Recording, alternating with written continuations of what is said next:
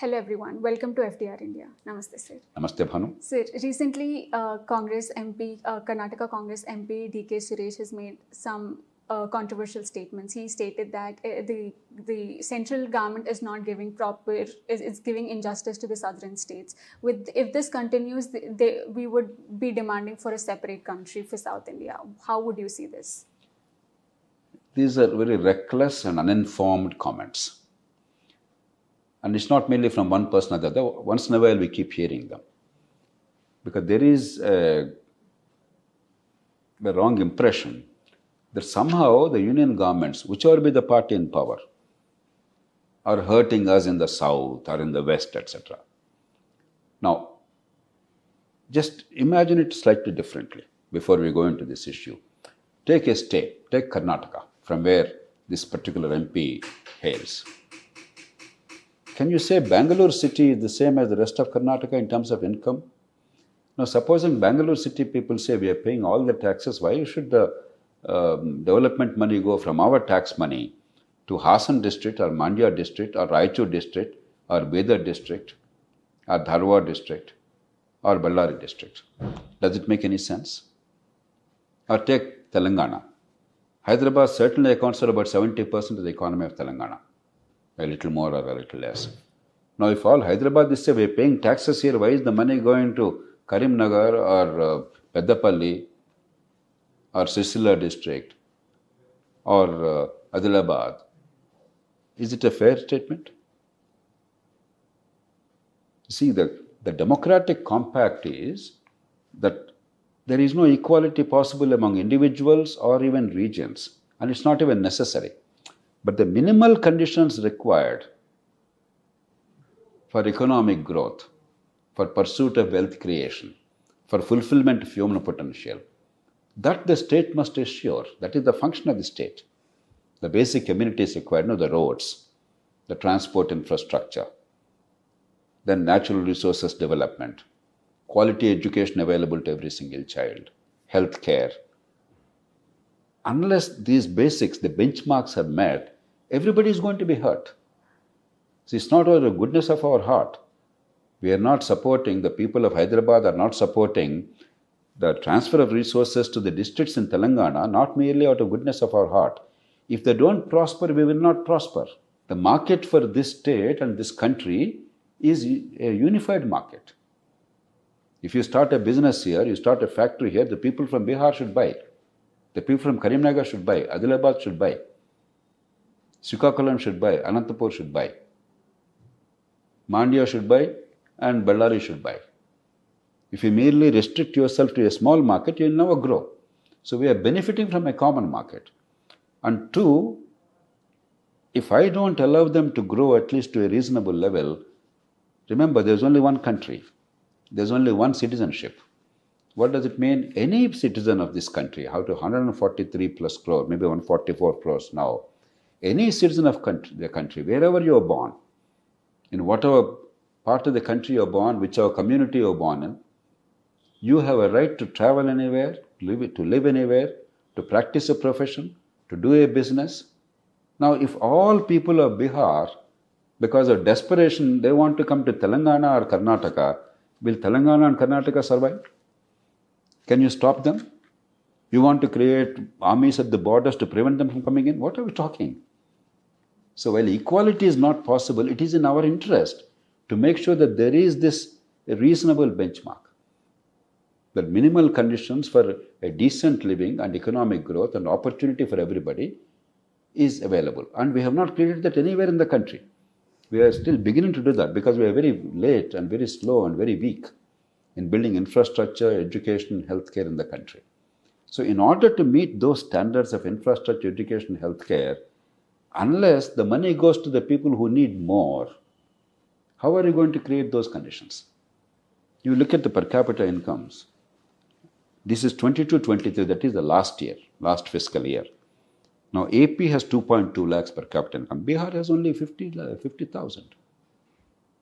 50 or 58,000. Karnataka has 3 lakhs. Maharashtra 2.42 lakhs. Tamil Nadu 2.76 lakhs. Telangana has 3.1 lakhs. India has only 1.6 lakh. UP has 81,000. So some states are above, some states are below. Now, we can't equalize this, but we have to create conditions for everybody to grow. If UP grows, right now UP is showing some dynamism, infrastructure, investment, something else. All of us will grow. Because if UP people, their purchasing capacity goes up, UP is like a huge country. It's the third or fourth biggest country in the world if it's a separate country. So a whole market of UP is available for us to tap. If UP is poor, we cannot tap that market. We are losing. And if all UP people and Bihar people want to flock to Tamil Nadu or Telangana or Andhra Pradesh or Karnataka or Maharashtra, you cannot survive. That number you cannot hold here. So it's not charity. It is necessary. And we are benefiting from the common market. Imagine if we are divided as separate countries. Let us say the dream of this MP is realized. You know what it means? India was partitioned once in 1947. More than 1 million people were butchered. Some people say 1.5 million people. Nearly 12 to 13 million people had to migrate permanently. There are still scars in their families. There's still pain and anguish. Hundreds of thousands were maimed. And even now, we are suffering the consequences. Now, if India were not to remain united, and if India were not to grow, even if it's not equally, at least, there's a chance for every part of India to grow economically, then what will happen? You will create armies across every border to prevent those people from coming in. And you will kill each other, like India and Pakistan every day. What rubbish is this? Both are poor countries. How much of money we are wasting, how many soldiers we are deploying just to hurt each other? This is not in our interest. Trust me. One of the greatest things for us is the common market. 1/6 of humanity is one country. The moment we stop thinking like one country, there are 50 voices here. It's unbelievably bad for us, all of Indians, particularly in the prosperous areas. We are prosperous because there is one India. There is one common market. And if you don't allow other areas to get some level of prosperity, minimum levels of quality of life, all of us will suffer. The whole country will be ghettoized. There will be hatred, there will be violence, there will be unbelievable amount of concentration in some cities and some states. Cities will be unlivable. So it's not a very smart idea. Look at Mexico and the United States. Even different countries, are they able to stop the Mexicans from coming in? If separate countries are not able to stop immigration, within one country, if we think that if you allow massive poverty, abject poverty to continue, some other areas will somehow prosper, we are not being very smart, we are not being very wise. So we are not doing any charity.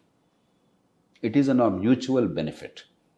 And one wonderful thing about our country is the governments from the beginning, since 1952, since 1950, ever since the Constitution came into force, the Finance Commission's reports were treated as awards. Constitutionally, they are only reports and recommendations. The government of the day and the parliament could accept or reject it. But every government, irrespective of which party is in power, various governments and various coalition governments, single party governments have come into existence in India. Every government treated a Finance Commission recommendation as an award because they understood the wisdom of it. So I don't buy this argument at all. I know there are many well-meaning people who are genuinely concerned. I understand that concern.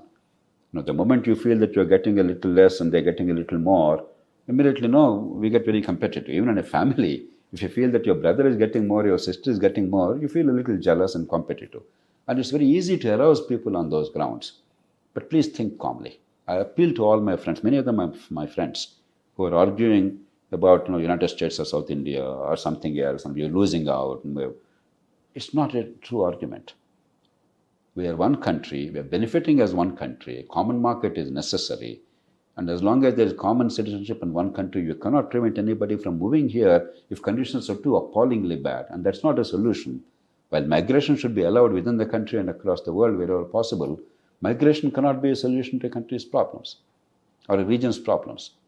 The bulk of the people, they will remain there. Unless their living conditions improve, forcing them to migrate to another area is not a solution at all. So we have to ensure the benchmarking. Let me repeat, equality is not possible. Benchmarking is possible and necessary. When there is so much of divergence of per capita income, the poorer regions, they do require some assistance from the rest of India to have some minimal levels of learning, education, healthcare, basic infrastructure and quality of life, so that they can then create wealth. Then everybody prospers. Otherwise, we'll have an extremely dangerous situation, not only affecting the unity of India, but the happiness and harmony of all of India. And it's an absurd notion to think that we can break up and live in harmony or peace or prosperity. It will be a disaster for the country. I have no doubt whatsoever. A united India is absolutely critical for our collective economic growth.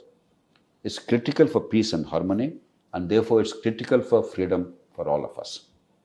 This is not something casually I'm saying. I'm saying with the deepest feeling. I'm a great supporter of decentralization of power, of federalism. But federalism does not mean you break up the country and create barriers of trade and human movements and create armies across the borders and fight and kill each other. It's a terrible idea.